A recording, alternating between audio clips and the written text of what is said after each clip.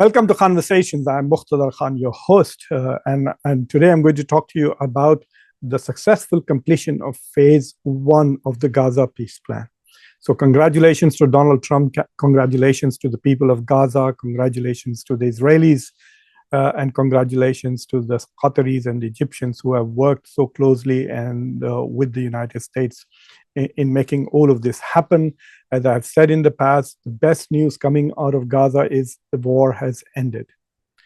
And with this, the genocidal violence against the Palestinian civilians, which has taken more than 67,000 lives, most of which are women and children, hopefully has come to an end. The phase one required the Hamas to release all the living hostages and also return the bodies of those who are dead.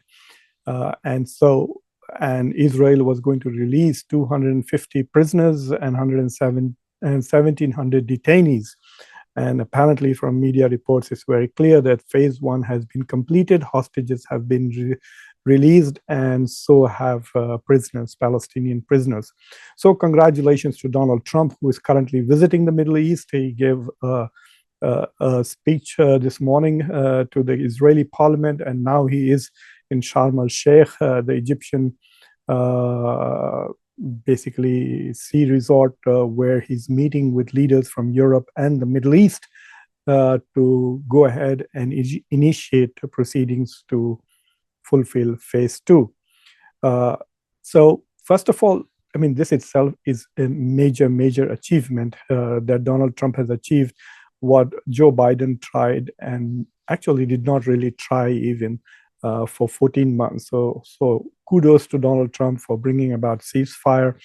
I have been very critical about everything that Donald Trump has done on tariffs and even on the wars, but I must say that he deserves credit for putting an end to this war. That if the U.S. intervention had not taken place, I think Netanyahu would have been happily killing Palestinians for the rest of his life.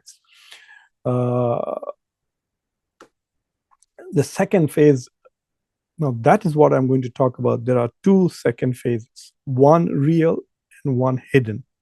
And I think both are going to begin in earnest now.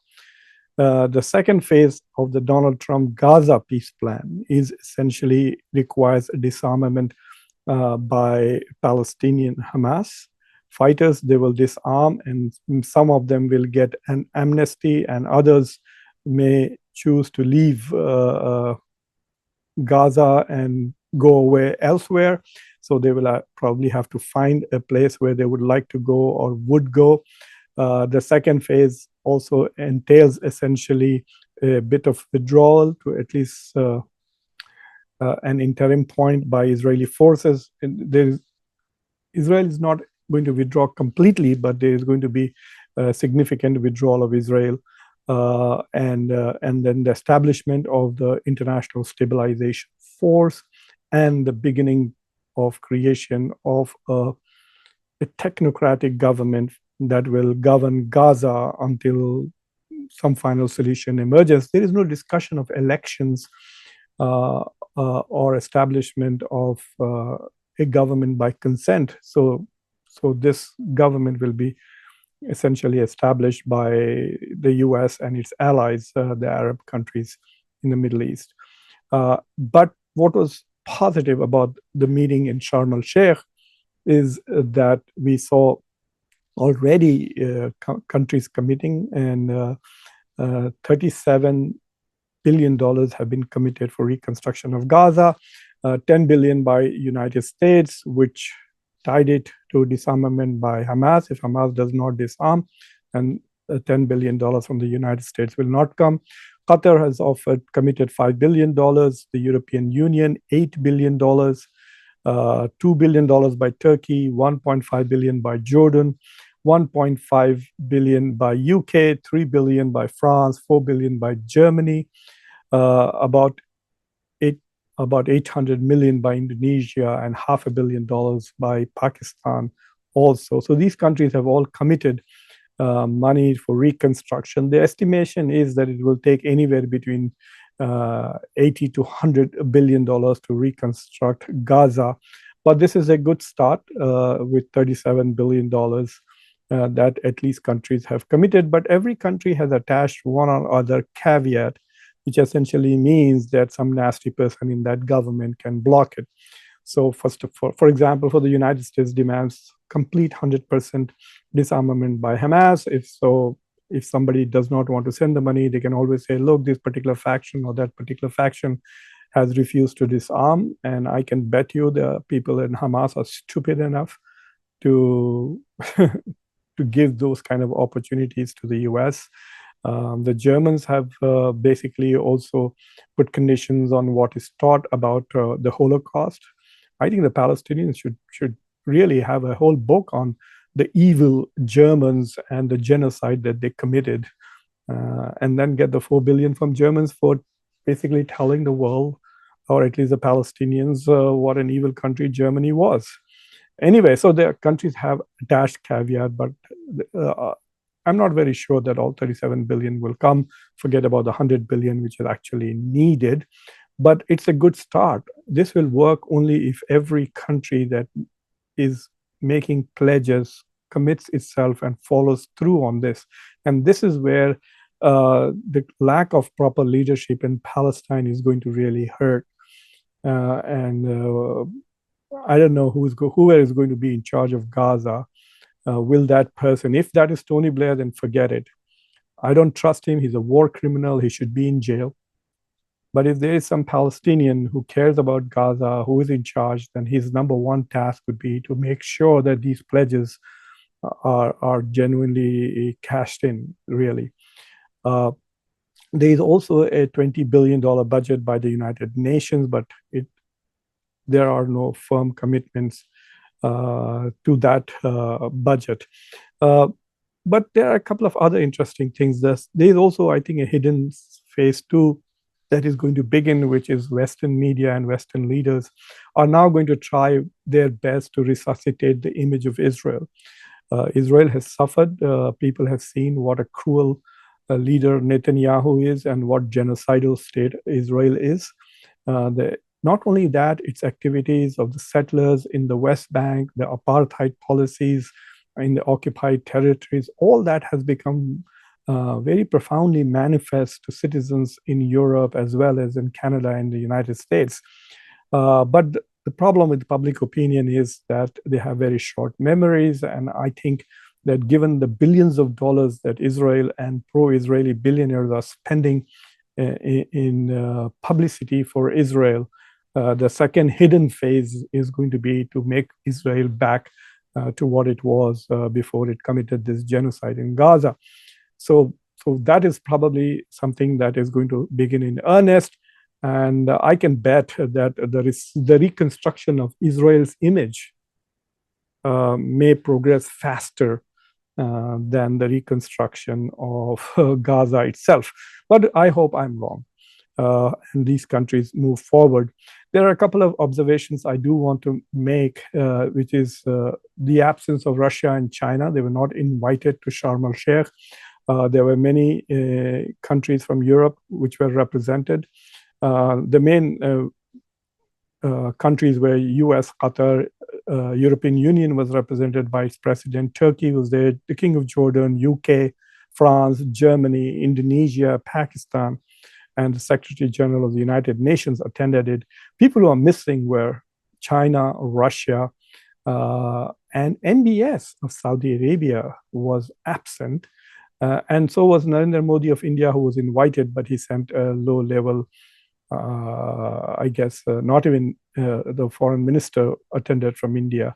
I guess Narendra Modi probably is afraid to share a forum with Donald Trump. He's afraid that Donald Trump will talk about his achievements in bringing about ceasefire between India and Pakistan with Narendra Modi standing next to him, and which he did, by the way. Donald Trump bragged about that again on the flight.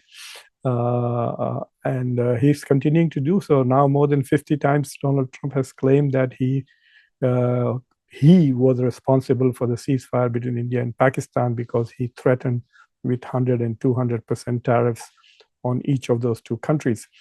So the most intriguing thing is the absence of Mohammed bin Salman, the Crown Prince and Prime Minister of Saudi Arabia. Why is he missing?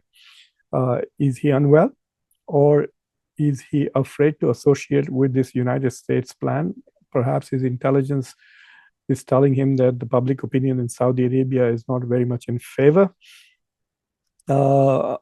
And he is going to be once again under pressure to join the Abrahamic Accords, as is Iran. So some of the people who are missing are the Saudi Crown Prince, the Prime Minister of India, the President of Iran, who was also invited to this event. So to me, it was quite interesting to see, does it mean, and there are no pledges from Saudi Arabia at this summit. The foreign minister of Saudi Arabia, Faisal bin Farhan, did attend the summit, but he did not make any pledges. So the question really arises is Saudi Arabia on board or not?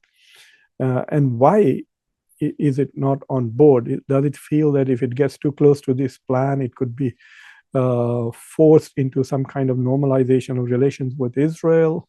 I don't know. This is very interesting. And of course, Netanyahu also did not attend this, perhaps because he's afraid that he might be arrested and handed over to ICC. But it was quite interesting to see that Israel was not represented at the Sharm el-Sheikh summit. So there are two things that are going to happen, hopefully, that the reconstruction should begin in Qatar soon. I hope, meanwhile, that the aid continues to flow, and there are several questions as to the infrastructure, etc. I leave the details to the government, but the question that remains is who is going to volunteer troops for the International Stabilization Force, and ultimately who is going to take charge of the reconstruction of Gaza.